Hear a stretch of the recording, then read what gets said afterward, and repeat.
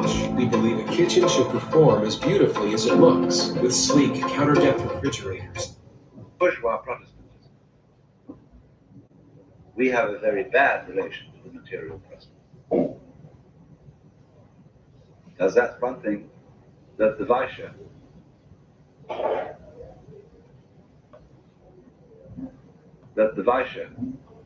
can't maintain by himself, any more than the Brahmin or the Kshatriya or the Shudra could maintain it by himself.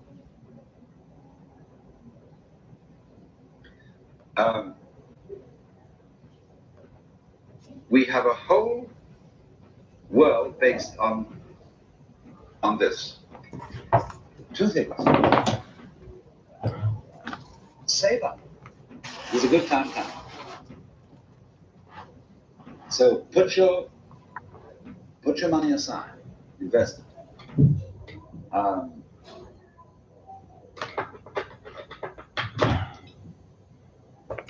Secondly, which is somewhat contradictory, happiness consists in the possession of things. A lot of people, when they feel inadequate, bored, unfulfilled, try to get rid of this sensation by going shopping. A lot of people spend all their daytime shopping. That's the thing to do. You go out and shop. There are women galore who go to San Francisco every day just to shop and come back loaded with all kinds of things. But these things are not true material possessions. For at least two reasons.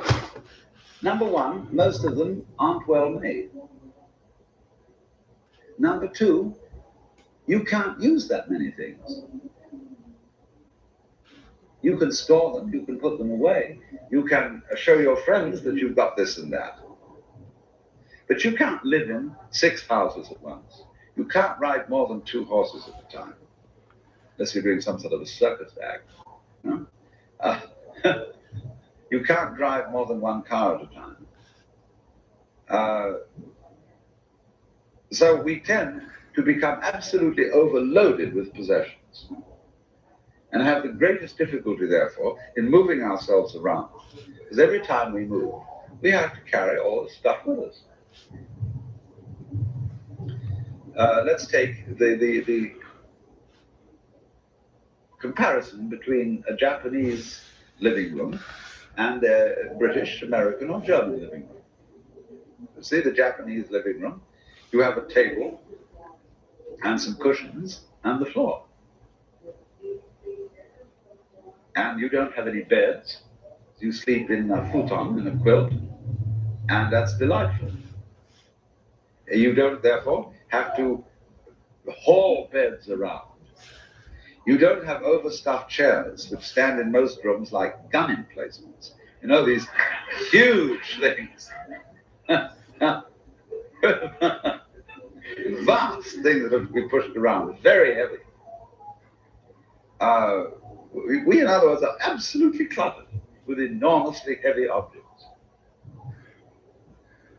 And it doesn't redound to our true material comfort, because we are always using our muscles to lug them around. They have to be taken care of. They have to be cleaned. The moths have to be kept out. They're a perfect pest.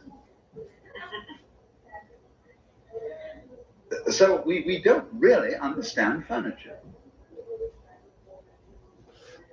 Now, I would think furniture and a house and a shelter over you is one of the most important things in life. Shelter is fundamental. But when you see what shelter most people in the United States have provided for themselves, you're aghast. Clapboard boxes, miles and miles and miles of it, that you wouldn't want a dog to live in. Have you ever looked at the furniture in Dagwood's home? the absolutely uninspired junk. It has nothing whatsoever to recommend it. It isn't good design, it isn't fun, it's just nowhere. What's something else of material importance that really, after all, we ought to know something about? Clothes. Well, by and large, we are shockingly clothed, as compared with many other people.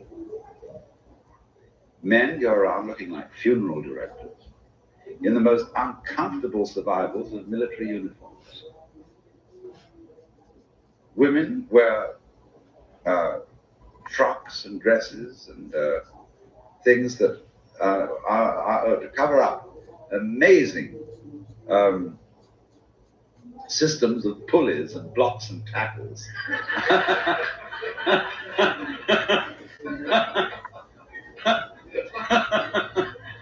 And you know, it's a sleazy, and they have no real joyous color. Occasionally, I mean, we all know exceptions. But I'm talking about the generality of the culture. The clothes don't look as if anybody really enjoyed wearing them. They're worn because one has to be dressed and covered up and decent, and therefore they're worn rather apologetically. Furthermore, they wear out and nothing flat. And to buy good clothes, you have to go outside the country. Of course, if you want to dress in a rather traditional way, you go and get British tweeds from the Hebrides. But if you want to dress colorfully and beautifully, you have to go to Mexico and get gorgeous materials, or to India and get silk for saris, or to Java and get batiks for sarongs. And these things will last forever. They're beautifully made by people who had a real enthusiasm about making them. Because in the life of the people who make such things, they don't make a differentiation between working and playing. But in a culture where you work and play is different, you work in order to make money to play. This is insane. Because you spend most of the time working. And then what you carry, all you carry, if you don't really value the work, I mean, you're lucky if you've got work that you really enjoy doing. But if you don't really value the work, all you get out of it is money. Then you come home with that and you're supposed to play. Well, you're pretty tired to begin with. And we just don't play. That's all there is to it. You might play Saturday or something when there's a day off.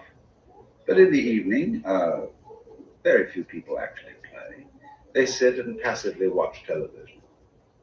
And they got all the money in the world. I mean, compared with Hindus and Africans and so on, we live like princes.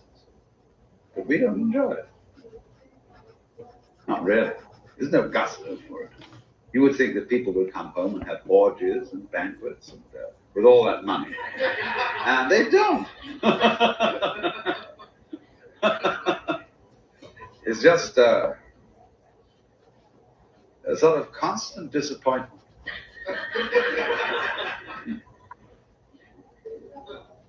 Well, going back to clothes, I can illustrate another way in which our clothes are made without regard for material values. Most clothes are made of cloth. And when you weave cloth, cloth has a certain nature. It comes out in a long, wide strip, which is rectangular. We take this material, woven this way, and we try to fit it to the contours of the body by shaping. By doing things with rectangular material that rectangular material just doesn't want to do. To fit the sleeves of a man's jacket. It doesn't want to do that. And therefore, our jackets don't fold up properly. Whenever you take them out of a suitcase, they have to go to the dry cleaners to be pressed, or your wife has to iron them. our shirts. A man's shirt is the most ridiculous construction. It will not fold unless you're an expert laundress. There's nothing you can do about it. And it always comes out of a suitcase, roughly. And it requires all kinds of care to get the thing ready to be wearable. And it's white and gets filthy and nothing flat. There's no rationale to it whatsoever. Nor to the necktie, which has to be worn with it. Sort of noose to strangle it with. But if I may point out, a Japanese kimono is quite different. It follows the nature of cloth. The rectangular forms of the cloth, if you stretch it out like that, it hangs in a rectangle right here from your sleeve, and it falls over you. It hasn't been forced to fit you, and therefore it fits you comfortably. The cloth conforms itself to you by its nature, and therefore gives you a certain dignity. I once saw a Tibetan woolen garment. It was a cloak, and it was prepared by their method, which is they have a method of pounding wool rather than weaving it. They make it into a great big, again, it's a rectangle, and it's a double rectangle, the front one and the back one. The front one is split down the center, and at the sides there's a place for the sleeves to go through, and beyond that it's stitched. So you just got the sort of, if you put it out like that, it looks like a sort of sandwich board. Well, we had this one evening, and we got every man in the room to put it on. And there were about 5 men. And it turned all of them into kings. They looked absolutely regal in this thing. It was so dignified, so exquisitely beautiful. I have a Japanese friend who told me he always wore Western clothes all the time. And I asked him why. I said, it's absurd. I said, you have the most comfortable clothes anybody ever invented. Earth do you go around in a Western business suit for? Oh, he said, I wouldn't be seen dead in Kyoto in a kimono. You can't run for a bus in a kimono. It's true. But what a degradation, you see, of the human being. You've got to be someone who's got to run for a bus now, you see. Whereas if you put on a kimono, you're very comfortable, but you have to be leisurely. You have to stroll rather than rush. And that slows you down. Because you see, all people who are in a rush are not related to the material present. Supposing, let's take, you're in a rush to get coffee when you get up in the morning. What do? You take instant coffee. And that's a punishment for being in a hurry. It doesn't taste of coffee, not really. So because you forced it, it's like forcing the growth of tomatoes. They don't taste of tomatoes anymore. Forced apples, they're called delicious. They're nothing but wet pith. So this is very important. This is showing that we aren't here. We're insane. We're not all there, as they say. But trying to get to something, the result, the thing we thought we wanted, the thing that we thought would be what would make us happy. You've got to get something. Now, it's true. In order to not be hungry, you have to eat. And therefore, when you eat, there's a certain satisfaction. You feel all right. But then, when you begin to consider that life is going to wear out and there are all sorts of problems, disease, change, and misfortune, and you get depressed. And then in order to feel happy, you eat when you don't need to eat. Then you begin to get obesity and indigestion. And wonder why the possession of all this great food isn't doing anything for you. It's supposed to. And so in the same way with property of all kinds, when it is used to get the thing that you look forward to in the future and don't seem to have now, it becomes a complete delusion. And you can't understand because you think that the possession of these things ought to make you happy. The ad men have persuaded you that if you could get this kind of car, this kind of yacht, this kind of house, this kind of scene, whatever it may be, you should, that's the thing in life, that's what's important. And it doesn't make people happy at all. And then they wonder why it doesn't and feel cheated. And they have to go to psychoanalysts and churches and things like that to be persuaded that it's coming sometime. Somehow, the thing that is always seems to be missing. And there's nothing missing at all. Except, I mean, supposing you're absolutely starved and you just don't have the normal flow of energy through your organism, then of course you need food. Or if you're freezing, you need shelter. But in the ordinary way, when you are fed and sheltered, there isn't anything missing. It's all here. But nobody is here to see it. Everybody is wandering after something else in the distance. And of course, this is preeminently true with two other aspects of life I've discussed: housing, furniture, and clothing. But more specifically, food. In the white Anglo-Saxon Protestant culture is unbelievably bad when you consider it by and large. The reason being is that we eat food because it's good for us. And that's a dreadful thing to do. Because it means that you look at the food from the point of view of abstract dietetics rather than concrete taste. And wherever dietitians get interfering with cooking, it is utterly destroyed. In every university. In every university from coast to coast, where you would think would be centers of culture, the institutional food is unbelievably abominable. And the scholars are ashamed to come out about it because and protest and lay down the law because they're supposed to be devoted to higher things.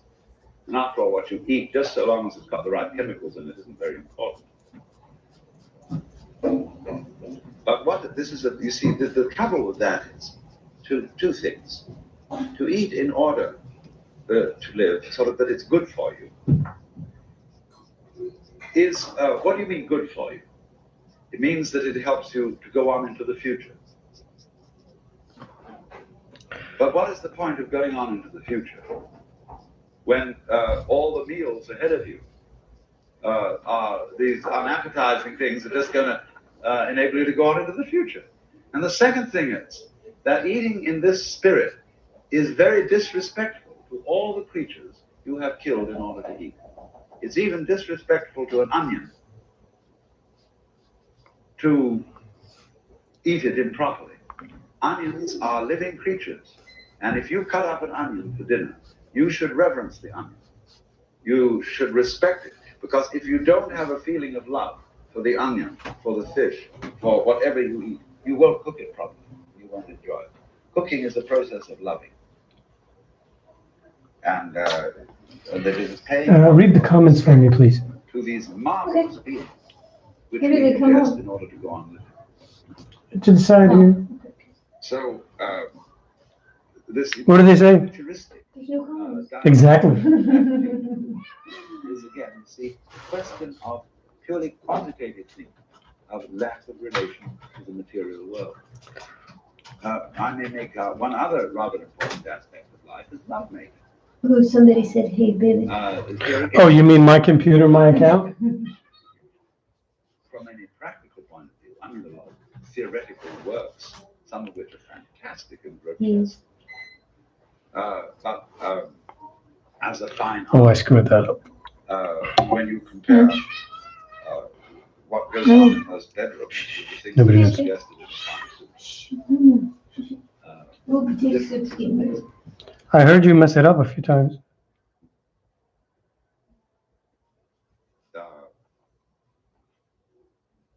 that there could be a real great art between lovers, husbands and wives and so on, is something, again, that we don't consider because, once again, although sex is fun, we go about it not really because we enjoy it. We can't admit that, but it's good for us. It's a healthy outlet. And also, it's necessary, of course, for having children. And that's also something for the future. See? And likewise, when it gets to children, we don't relate to children in the material present very well. This is especially true of what one calls child-centered families. Here is a frustrated mama and papa who feel guilty for some reason or other. Either they didn't really make it in life the way they wanted to make it, and they hope their children will. And they feel that anyway, the reason why I am earning a living and you are a housewife is that it's for the sake of our children. We live as husband and wife in order to bring up children. Now, this is completely backwards. If a husband and wife have a vocation in life, that is to say, they are deeply interested and devoted to living.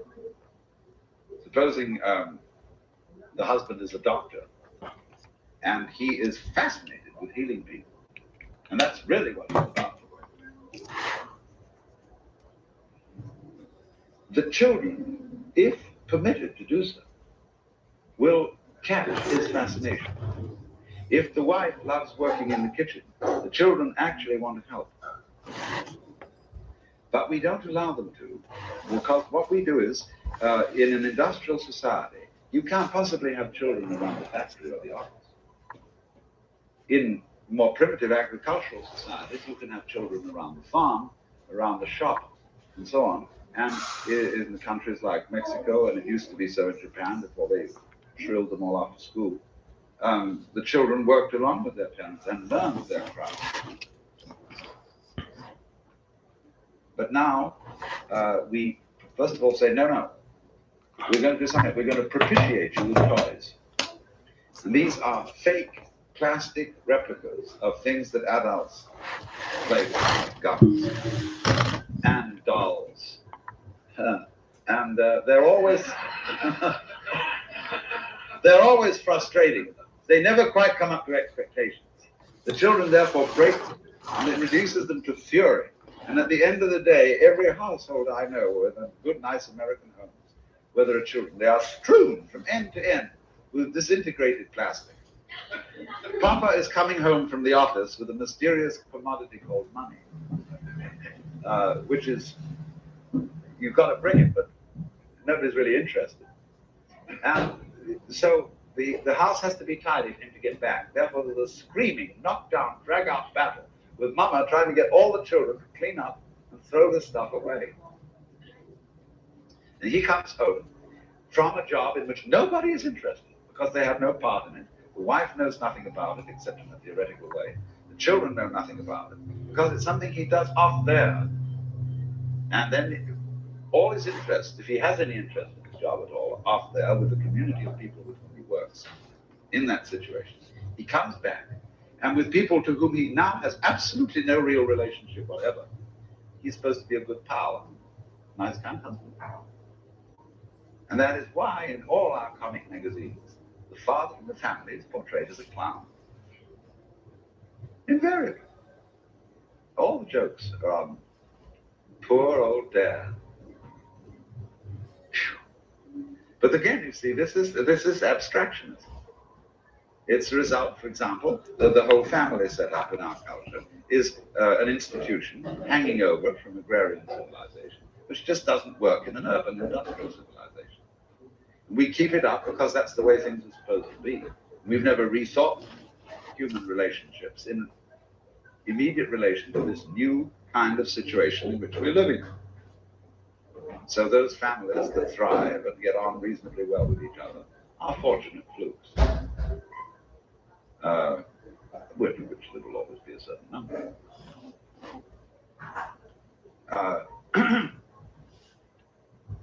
I could go on endlessly with this discussion of our lack of relation.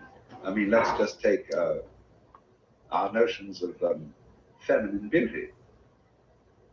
They're entirely fabricated by some curious creeps who edit Vogue magazine, Harper's Bazaar, to make stuffed dummies who, when actually it Hey, Skylar. about as comfortable as falling into the middle of a bicycle. Can you close the door behind you? You made. Yeah, sorry.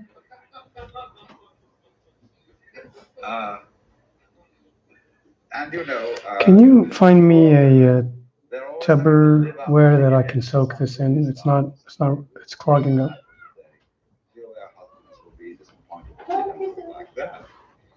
And that's because we set up these ideal external surface forms of beings, having no sensitivity to the substance, to the weight, to the volume, to the temperature, and above all to the smell. It is indeed the sense of smell among all matters of the material present is the most repressed in this culture. And therefore, interestingly enough, it is one of the main channels of unconscious communication. Whatever is repressed is, as Jung would say, put into the unconscious and thereby activated in a special way. So a great deal of ESP, or telepathic communication, intuitive likes and dislikes we form for other people are the result of the sense of smell, which we don't recognize consciously, because we are not attending to it. And the word smell means bad smell. It smells. Oh, it's too big. You know Oh, the story about Dr. can you Johnson, help? who never about, Are you free? and Not he was really. traveling in a Milk coach. I just wanted A to very fill the dignified very lady warm got water. in, sat down and said to him, "You smell." He said, "Madam, on the contrary, you smell. I stink."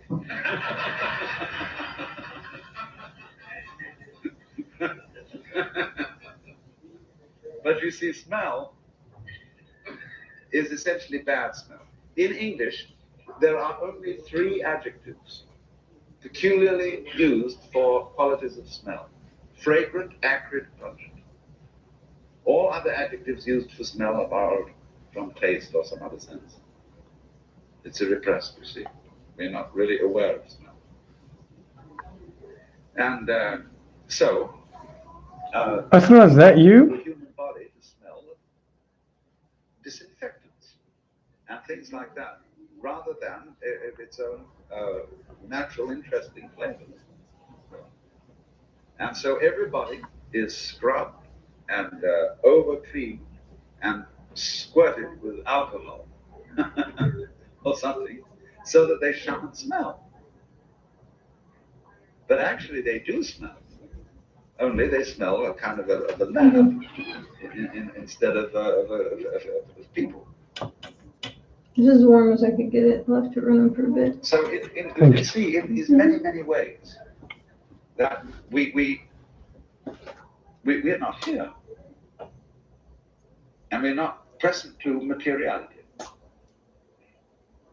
Because of the strange notion, you see, that the material present is a hoax. You say, lay not up to yourselves treasure upon earth. Lay up to yourselves treasure. Well, the way we've interpreted that, lay up treasure in the future. Take out your life, eternal life insurance policy. See? It's coming. Actually, treasure in heaven is now.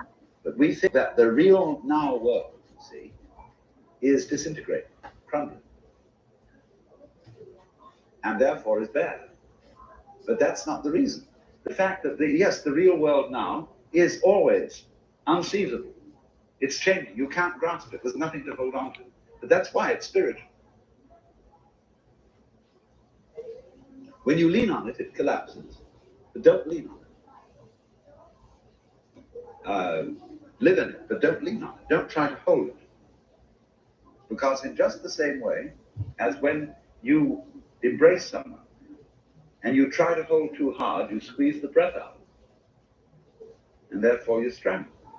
So in the same way, you don't grab hold of the world. You can't sense it that way.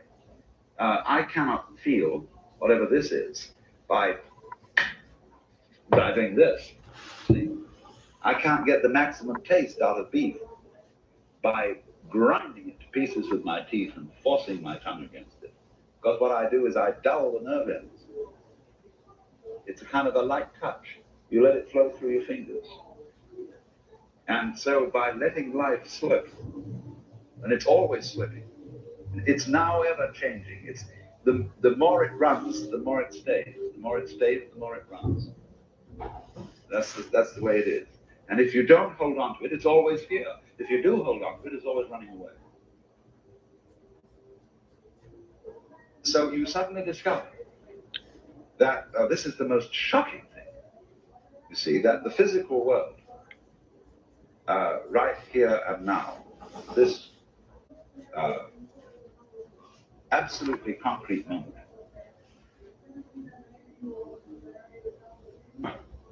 is everything that you could ever have imagined the beatific vision. This is quite startling, but it's so. If you are really wide awake.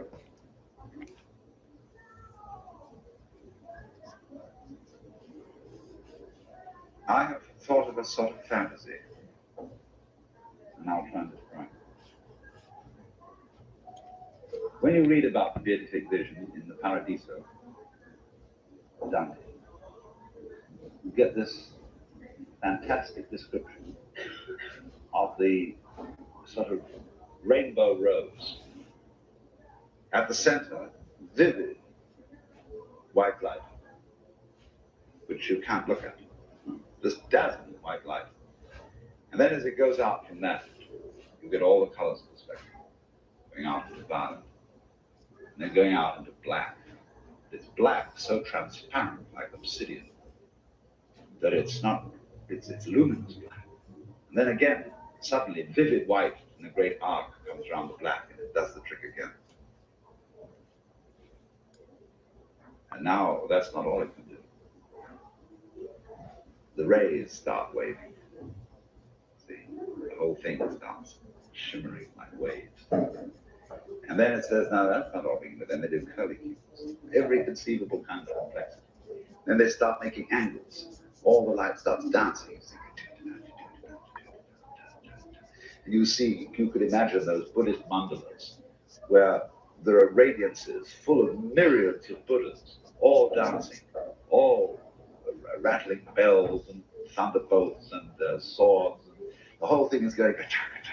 Then suddenly it goes into another dimension.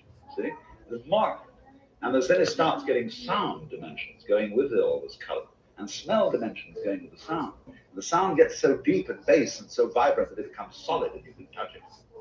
And the thing gets more and more complicated, and suddenly, before you know where you are, here it is.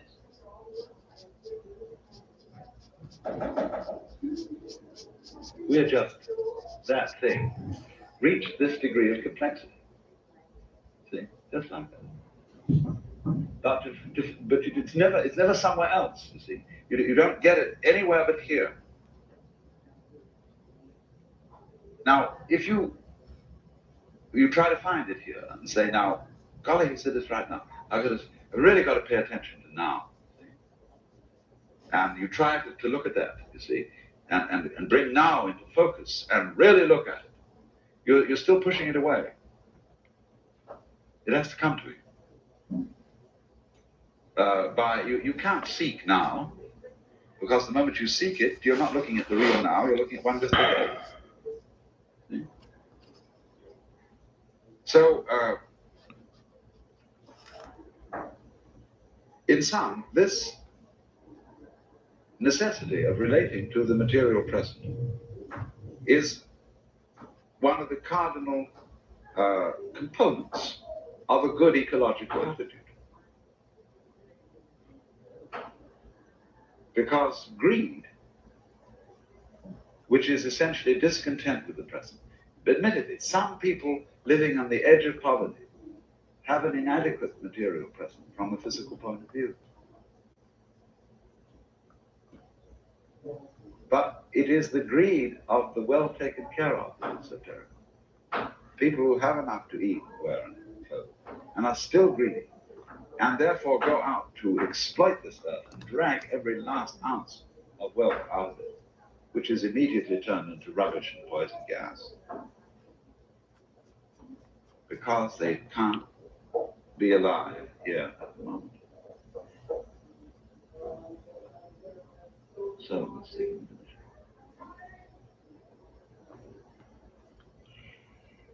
In yesterday's session, 2 sessions, I covered first the ecological conception of an organism's relationship to its environment, and thus, of course, of the individual's relationship to the universe. And I was trying to show you that this is not a question of 2 systems that are separate, acting upon each other or interacting. It is a question rather of a single system of energy,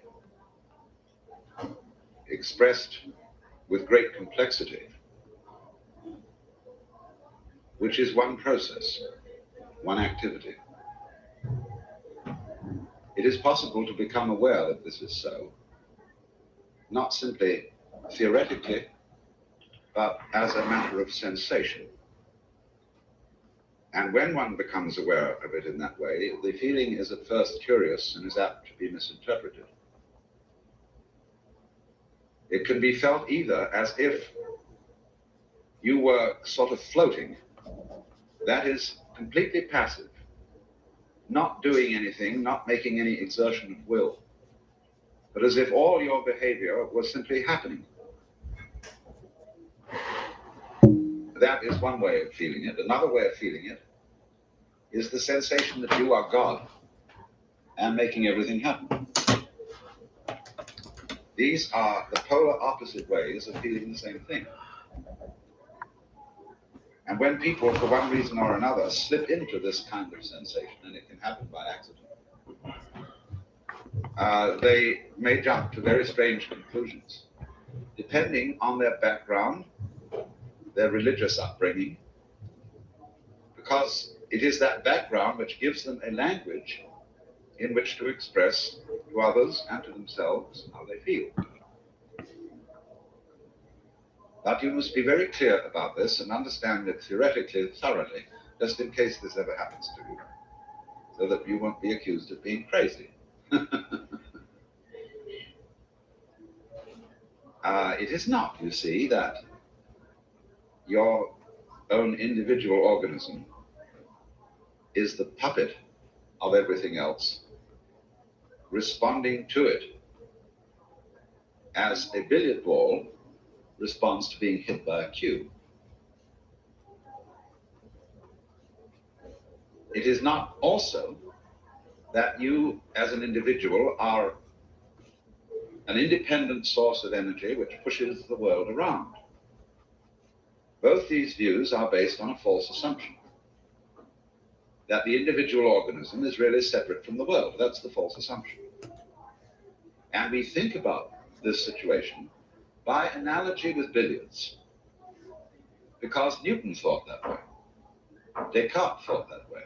And Newton and Descartes have molded the common sense of the average person living in the 20th century, even though our science has abandoned the mechanics of Newton.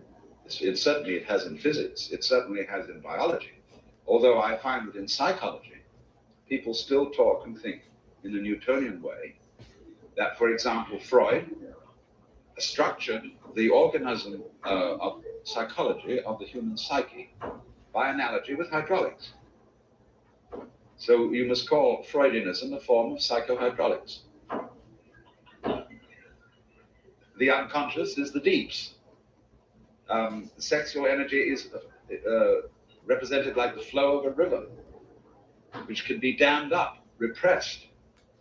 It has to be provided with outlets. These are all hydraulic terms. And hydraulics is a form of Newton's mechanics.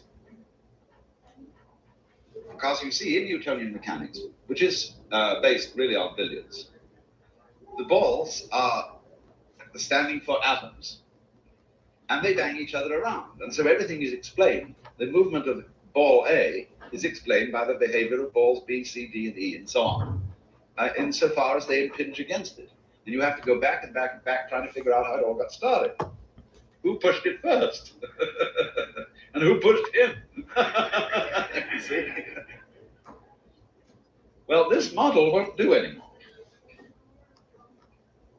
Things just don't behave that way because they are not separate from each other in the first place. This is the point I wanted to make clear in this first round of discussion we had yesterday. That the differentiation of the world is not separation. Any more than when you see many waves on the ocean. They are different waves, but it's all the one ocean waving. And you can't have half a wave, for example. A wave that is crest without trough. Half waves are just not found in nature. And so in the same way, you can't find solids except in space, and you won't find space except where there are solids. Because they are aspects of each other in rather the same way as in magnetism. The positive and negative, or north and south poles, are always found together. You can't have a purely north pole magnet. And in order to have a current, an electric current flowing, it must be polarized. It will not flow until both poles are etched. So, in the same way, there is a polar relationship between the individual and the world. They are both aspects of a single energy. And so, there is no question of things being controlled and moved and pushed by other things as billiard balls are, or billiard balls appear to be from a certain superficial point of view. We've just got this huge